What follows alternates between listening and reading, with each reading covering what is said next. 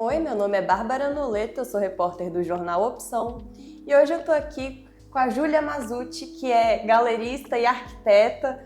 Muito obrigada por tirar um tempo para vir aqui conversar com a gente hoje, Júlia. Eu que agradeço o convite, muito obrigada.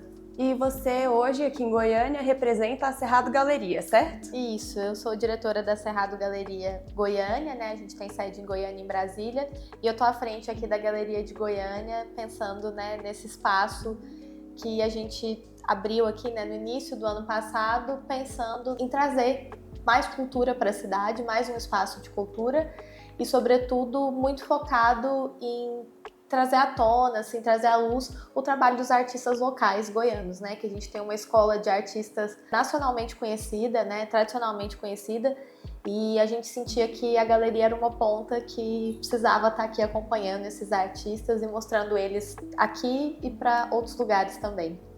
É muito difícil, né, esse processo, já que no Brasil fica bem centralizado no eixo Rio-São Paulo. Exatamente. A Cerrado, o próprio nome já diz, né? O nome faz referência a esse bioma que é muito característico do centro-oeste do país. E quando a gente pensou, né, em Goiânia, o pensamento veio muito aliado ao crescimento econômico da região, a essa escola de artistas que é muito conhecida, mas a gente sabe que isso representa um ponto fora da curva, né?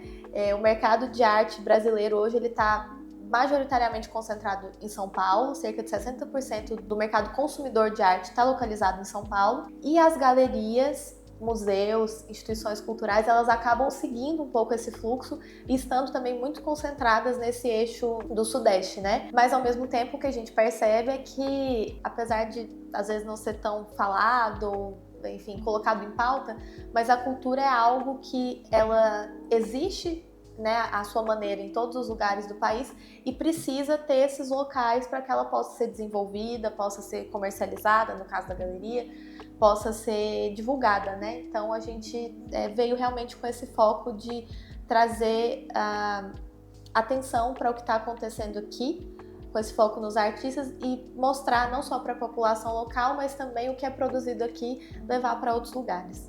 Eu fico pensando que, como a galeria veio de Brasília, a ideia veio de uma cidade que gira com muita cultura, que tem muitos centros, galerias, exposições, teatros. Então é um contraste muito grande com o que a gente vê aqui em Goiânia, né? Como que foi esse processo de chegar aqui?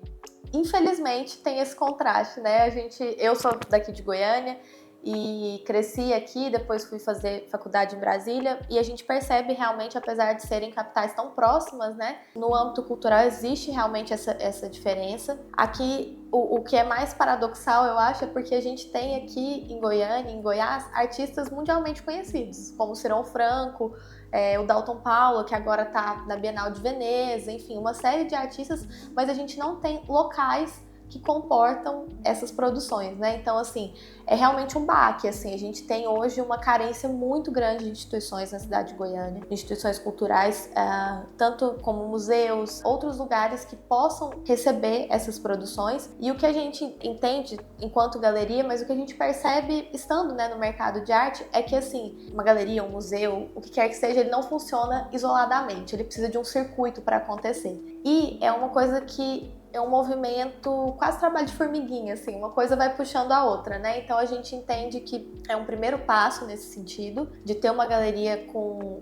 aporte nacional e internacional, a gente consegue promover essa circulação para os nossos artistas e também receber pessoas, né, que têm vindo de vários lugares para conhecer e, ao mesmo tempo, trazer para o público local essa possibilidade, né? Porque a gente percebe, por exemplo, que tem um interesse muito grande. A gente tem um movimento de visitação espontânea muito relevante, às vezes mais até no dia a dia do que em Brasília, por exemplo. A escolha, né, do lugar da galeria, que é no centro da cidade, uma casa que é uma casa histórica, que as pessoas aqui já tinham alguma relação, tudo isso foi pensado de maneira que as pessoas já conseguissem estabelecer alguma relação com essa galeria que estava chegando aqui. E o que a gente percebe é que a gente está num lugar, que é o centro da cidade, que ele tem historicamente uma série de pontos culturais, né? A gente está ali muito próximo da Praça Cívica, você tem ali museus, institutos, o IPHAN, enfim, outros órgãos que trabalham nesse sentido da cultura, mas tudo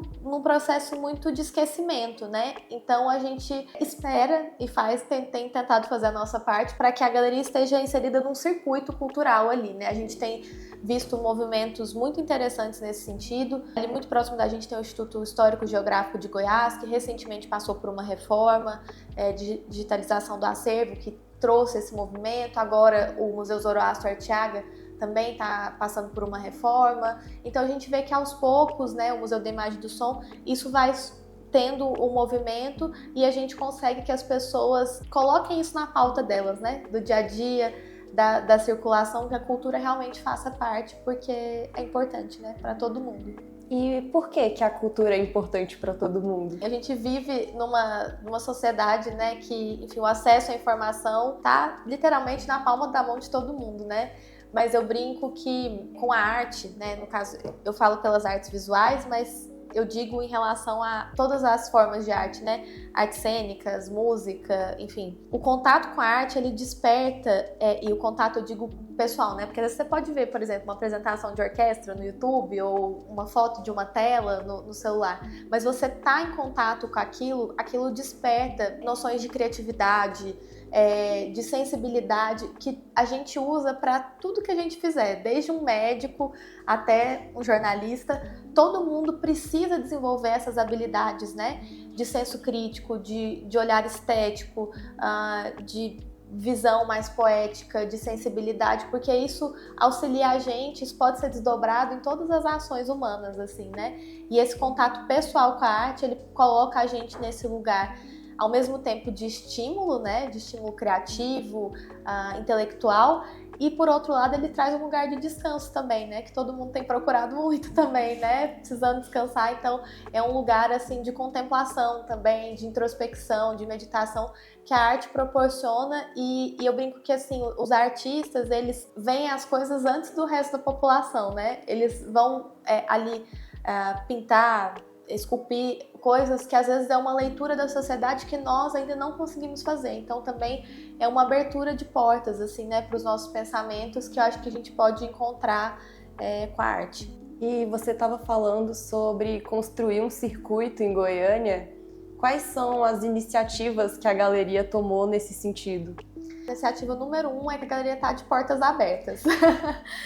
Não tem ingresso para entrar, a entrada é franca, tem um horário de funcionamento, e dentro desse horário de funcionamento as portas estão literalmente sempre abertas, não precisa tocar campainha, geralmente, justamente para não gerar nenhum constrangimento, né? Para que a pessoa se sinta à vontade para entrar naquele espaço, usufruir daquele espaço. Todos nós lá, nós estamos preparados para receber diversos tipos de públicos, diferentes idades, diferentes classes sociais, diferentes níveis de instrução, para que a gente possa realmente trazer essas pessoas para perto desse material que a galeria pode oferecer, né? Então a gente consegue, por exemplo, promover o encontro de escolas de alunos muito jovens com obras de nomes consagrados, de Cavalcante, Tarsila do Amaral, Portinari, que é um contato que por vezes, talvez em grandes centros, né, como São Paulo, como Rio, eles consigam via museu. Aqui em Goiânia a gente sabe que não é possível, infelizmente. Então a galeria também assume esse papel educacional, e aí aliado a isso, ao espaço estar sempre pronto, né, e a equipe para receber, a gente tem essa equipe que está preparada para fazer essa mediação das visitas também, então para explicar o que a pessoa precisar.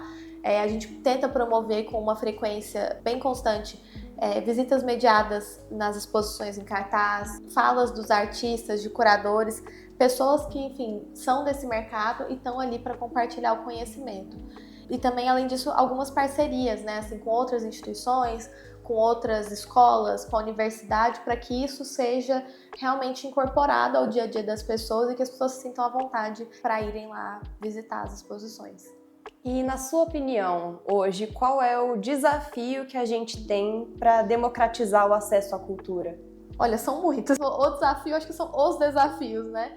Mas colocaria em primeiro lugar, assim, porque a gente pensa muito, e esse é um entrave muito grande, a questão realmente de investimento, né? A gente precisa, para as coisas acontecerem, exposições, visitas, museus, elas precisam de recurso, E esse recurso para a cultura, ele geralmente é colocado em último lugar, né? Nos programas de governo, mesmo nas instituições privadas que têm formatos de benefício fiscal, que podem fazer esse incentivo à cultura, isso às vezes é deixado de lado. Então tem essa parte logística, digamos assim, que eu acho que é importante, mas eu entendo que até para que essa seja desenrolada, eu acho que falta muito o contato com a arte desde cedo. Eu acho que esse talvez seria o maior desafio a ser encarado e a ser ultrapassado para a gente chegar nesse processo de democratização.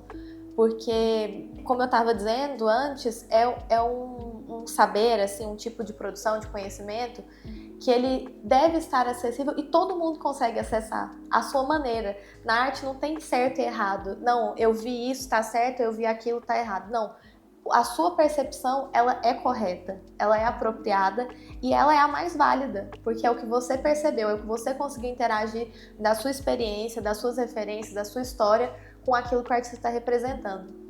Então, a partir disso, eu acho que a gente precisa pensar realmente, nós, né, eu tô dizendo a gente, nós como agentes de cultura, pessoas que trabalham no mercado de arte, pensar em maneiras realmente de permitir que esse acesso seja feito a cada vez, uma quantidade cada vez maior de pessoas e em idades muito jovens mesmo. A gente recebe público, assim, de pais que vão com bebês até pessoas super idosas. E a gente percebe que isso é um hábito, como várias outras coisas que a gente vai treinando ao longo da vida, né?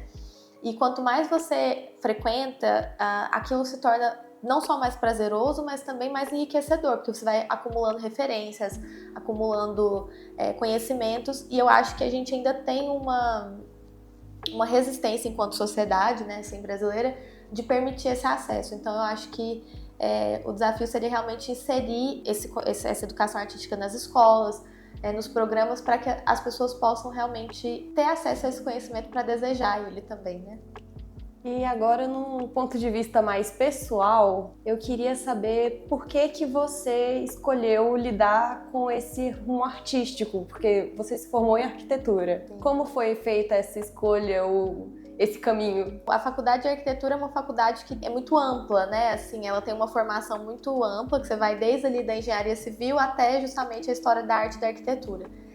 E desde na minha formação, eu tive ótimos professores e acessos a essa parte de história da arte e da arquitetura e sempre me interessou muito, justamente nesse sentido de entender, porque às vezes a gente pensa assim, arquitetura, eu quero projetar o novo prédio, o novo ícone da cidade, né, o novo grande edifício.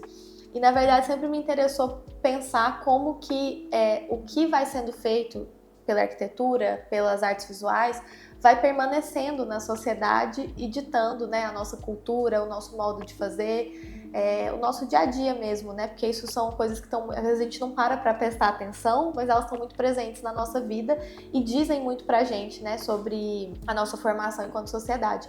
Então isso já me interessava e aí a partir disso eu fui buscando, né, alguns caminhos para começar a trabalhar com exposições e produção cultural e nesse caminho eu encontrei a galeria, né, a princípio em Brasília, e pude me realizar muito, assim, por estar num espaço que eu tenho essa possibilidade justamente de criar eventos, exposições que vão estar acessíveis para as pessoas, que é algo que eu acredito muito pessoalmente, assim, que é necessária essa circulação do conhecimento, não adianta nada eu fazer uma galeria com obras lindas e ficar porta fechada, né?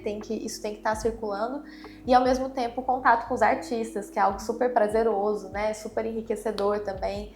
E um movimento também, né, com a galeria, de poder vender essas obras e aí trazer isso de fato, de maneira muito concreta para a vida das pessoas, né? A gente sabe que às vezes em termos de valores, não é todo mundo que consegue acessar isso dessa maneira, mas muitas pessoas podem, até porque a gente tem obras de diversos valores. Então, a gente vê ajudar, participar desse momento de trazer a arte para literalmente dentro da casa das pessoas e ver como que elas vão desenvolvendo essa relação com os trabalhos e procuram, a partir do trabalho que elas têm em casa, frequentar mais instituições, levar os filhos. Isso vai criando um mundo em que isso vai sendo desdobrado, assim, né? Então, é um interesse que ele volta justamente nessa democratização do acesso à arte.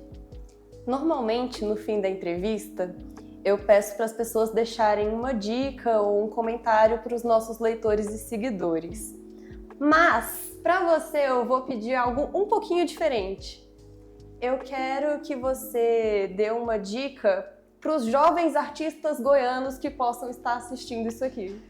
É uma ótima pergunta, porque às vezes a gente é muito acessado, né, na galeria de eu sou artista, como que eu faço? A minha dica maior é estudem, gente. Não existe mais aquela história de um artista muito doidão que foi lá e criou alguma coisa. É muito estudo, é uma profissão. E a galeria, não só a Cerrado, as galerias estão aí para apoiar os artistas, para permitir que eles vivam desse trabalho. E o primeiro passo nisso é realmente ter uma formação muito consolidada. Essa formação que vai te dar não só a parte técnica, né, para você desenvolver qualquer que seja a sua técnica de pintura, de escultura, de desenho, mas também esse arcabouço de referências intelectual para que você possa pegar o que já foi feito e treinar esse olhar de mundo para conseguir produzir boas obras que as pessoas consigam se conectar também. É isso, Júlia. Muito obrigada.